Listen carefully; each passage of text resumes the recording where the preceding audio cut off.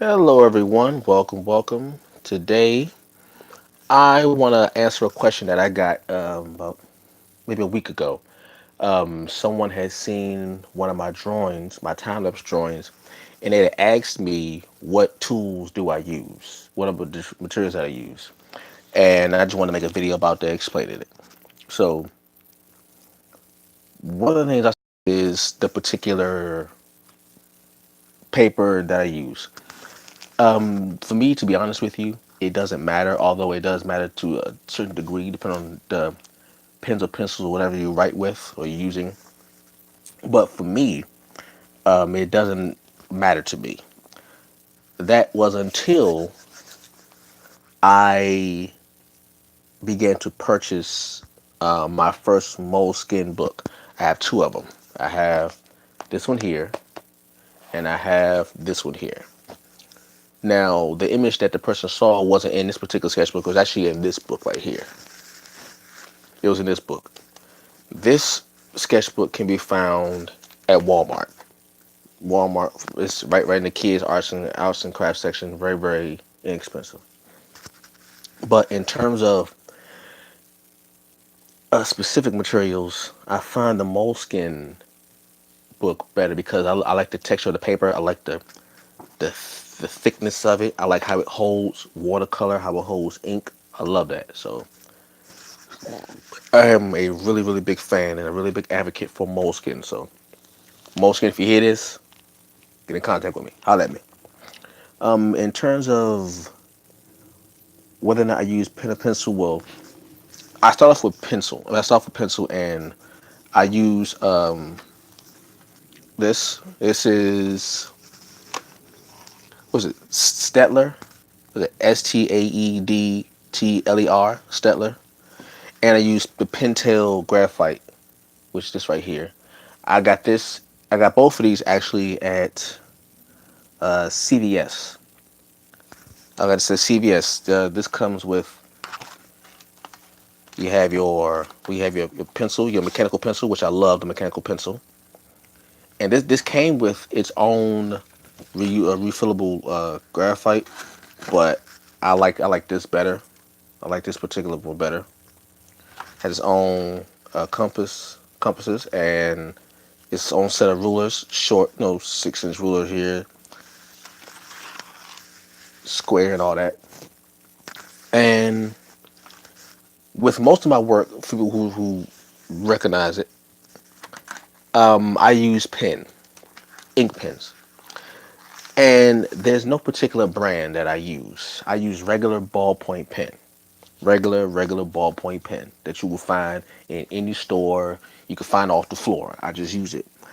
And that's where it comes to not so much the material rather than the skill that is the star of the show, so to speak.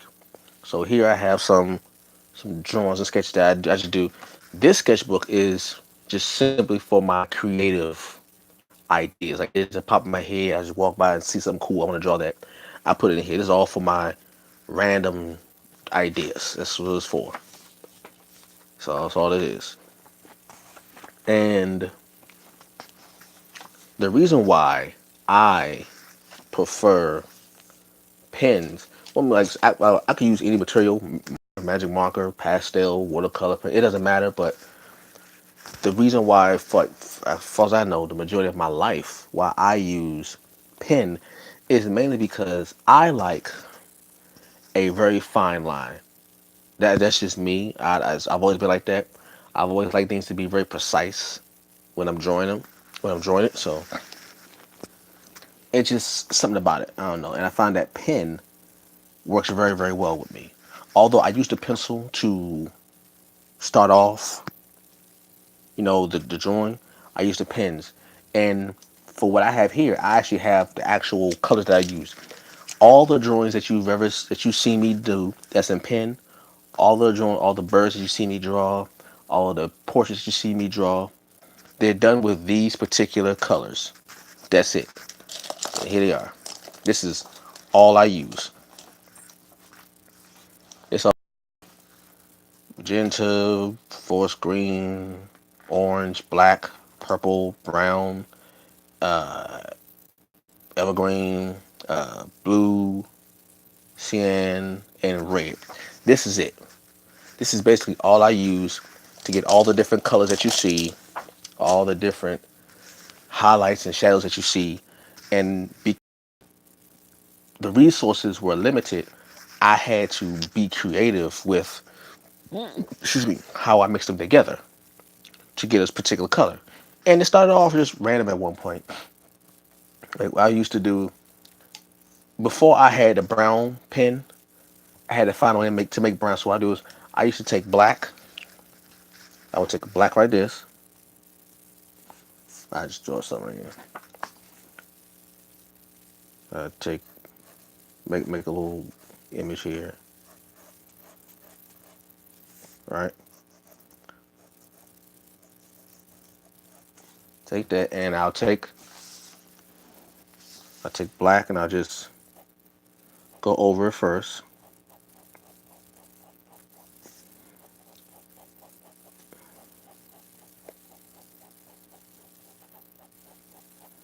Remember, I wanted to make brown, right? So do black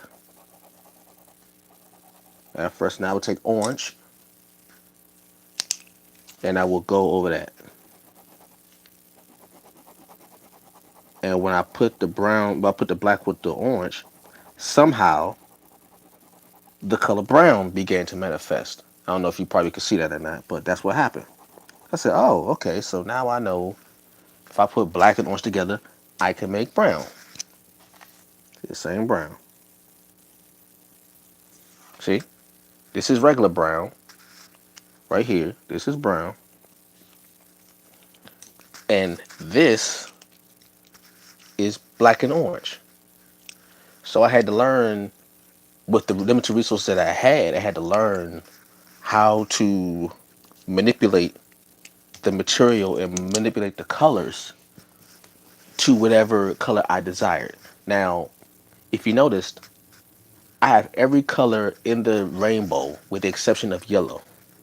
So I had to figure out, okay, if there's an object that has some yellow in it, how am I going to depict yellow when I have no actual yellow here? So what I did was I just took a regular orange and I would just be really very, very light. Even though you probably wouldn't see it, it'll just be very, very light. And this thing happens to go, there you go. Very, very light. So light you could barely see it. That's basically the whole gist of it. Now, when it came to lights and shadows, especially when dealing like with I'm drawing a human or if I'm drawing a bird, something like that, I had to find a way to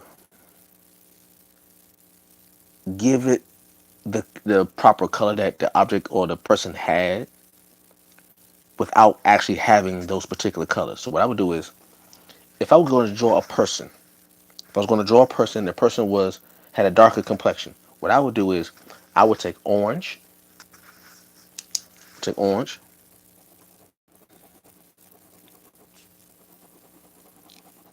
and depending on how dark the person's complexion was, I use a cross hatching method. Cross hatching method is where you just take lines and you just intersect them at a certain point to give an illusion of light and shadow. That's basically it.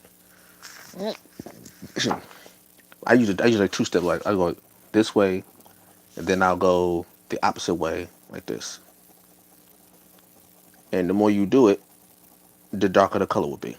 So if I'm drawing somebody who's a darker complexion, I will first start off with the orange like that.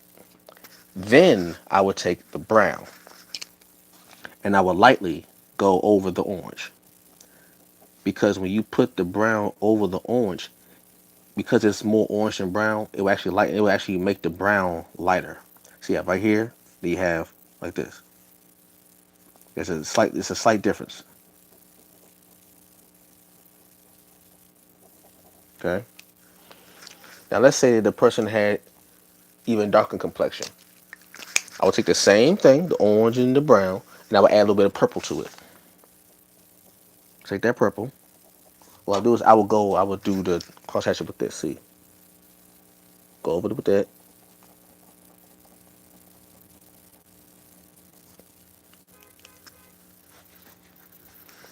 and a little purple with this. That's basically it. That's basically it. Now, once you figure that out, I'd say the same thing with other colors, and that was how it worked. So, it's a short video, but that's basically it. Hope you all enjoy it. Catch you all later. Peace.